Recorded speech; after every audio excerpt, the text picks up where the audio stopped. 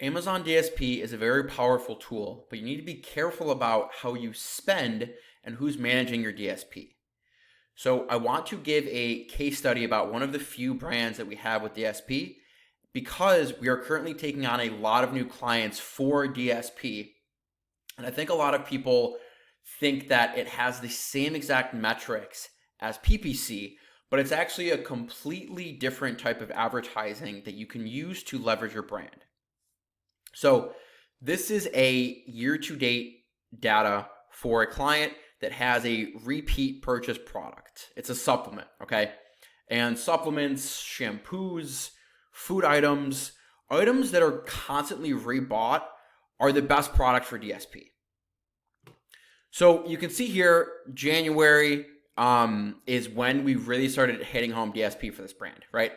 And what I have broken out here is PPC spend, DSP spend, total spend, PPC sales, and then this is the biggest metric. It's new to brand DSP sales.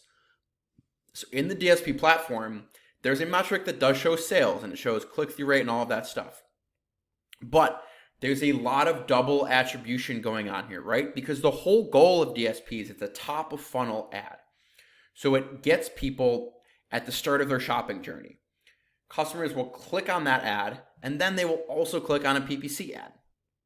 But the main point of DSP is to bring new customers because this brand has a product that lasts 30 days. So every 30 days, a customer is going to repurchase that product. So when we look at new to brand sales, and in a month, say we have $4,000 of new to brand sales at about a $30 price point, that is 4,000 divided by 30. So that's about 133 new people. And we know that about 20% of them will purchase every month. So that's 25 new orders every month, right? At $30 times 12. So that's an extra $10,000 a year that we are getting, that we're continually getting. So that's how you need to think of the new to brand sales. It's lifetime value, okay? And I have the tacos up here for supplements. Those of you in supplements know that this isn't that far off from the norm in this industry, right? They're very high margin products, and this is what you need to do. You need to spend a lot more to get every customer. So wanted to show you this and show you that we kept budget very tight for months. We kept it about the same at about $8,000. One month we did jump up, but then we ramped it up. We said, hey, we want to hit DSP harder. So we bumped up the budget another $3,000 and we got way more new to brand sales and got over $200,000 a month for the first time for this very small catalog. It's only a few ASIN. So I want to just jump in here with some very high level things to look at for DSP and say, feel free to reach out for us if you are a repeat purchase product, because we're very careful about the spend because that's the key. And we're making sure this is working in tandem with PPC. So you can see here, at this point, we're ramping up PPC spend and keeping DSP the same because they work together, okay? So if I come in here, and I also want to show you this because this, you're going to say, okay, well now sales are dropping. What happened? And you're dropping DSP spend and you're dropping PPC spend.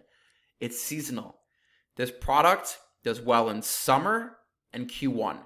Q4, it always drops. So if we look at year to date for this brand, we can see year to date, we're at about 200 and we're at 128 last year at this time. Last year they dropped at this time. We always drop at this time. That's what happens. We know that. So when you're dropping in sales and you're dropping in seasonality, don't keep spending more, right? Adjust your budgets to reflect that so that you can save money for when your brand is going to convert more. I just want to pull up a couple of mantras here for key takeaways for DSP. So keeping it simple, this is really what you want to watch, and you want to make sure you have the right product. A lot of people will come to us and say, hey, I have a kitchen item that people are buying for the holidays, like a pot or a pan. And honestly, again, if it's a big enough brand and they have a good enough strategy, we will engage DSP with them, but we're very careful about who we're taking on here because we want to make sure that your brand is growing, that you're getting those new to brand sales that turn into lifetime customers. If for DSP, you're just paying for one-off customers, it can be very, very expensive, and oftentimes we can leverage PPC more to get those one-time customers. So, like I said, new to brand sales. If you're still thinking sales focus for DSP, right? It's new to brand sales. Subscribe and save products are built on lifetime customers. Everyone counts, and you can kind of work backwards and work out their lifetime value. Also, I'm going to dive into this. Engage past purchasers. So for repeat products, something that someone buys every single month is that they're going to fall off over time. I know I do this. I personally, I subscribe to a couple of supplements, but then I stop getting them because I just forget or I think it's too expensive. But sometimes when they re-engage me and they put a DSP ad in front of me and say, hey, you bought this a year ago. Do you want to buy this again? It works for me. So you get to re-engage people who have bought it before. Overall growth. This is the biggest thing why a lot of brands are scared of DSP because they will engage with someone managing it. They will spend $20,000, $30,000 a month, and their overall sales won't go anywhere. So you need to make sure, obviously, that you're growing and the DSP sales aren't just stealing from organics. And plan budget. So you'll see we stuck to an $8,000 budget for this client for about 5 or 6 months until it was really kicking in, and now we're upping it just a little bit and we're growing smartly.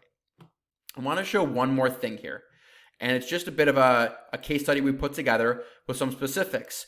So it's also, it's again what I was saying is re-engaging past purchasers. So new to brand sales for this brand are up 42% year over year. And that's how you grow a brand, or else you're going to be stuck at the same amount of sales month over month. So this is really for a lot of stagnant brands that are saying, hey, I've been stuck at this sales for 2 years. You need to re-engage your customers. And we can see here again, driving new customers to purchase. It helped them engage past purchasers, reaching audiences who are well beyond their repurchase window to increase subscribe and save. That's the whole goal here.